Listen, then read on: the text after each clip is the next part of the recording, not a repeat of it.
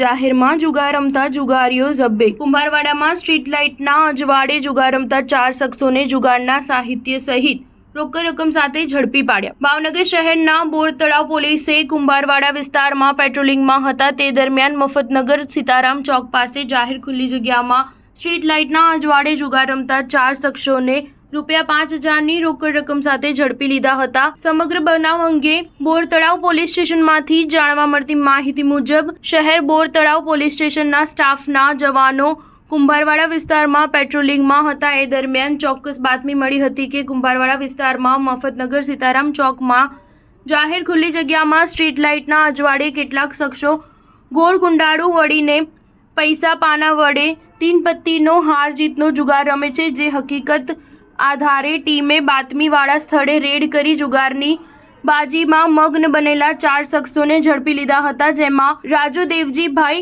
વડોદરિયા, નરેન્દ્ર મહેન્દ્રભાઈ બારૈયા, ગણપત પ્રતાપભાઈ દુમાલિયા તથા શૈલેષ ધરમશીભાઈ મેર રહે।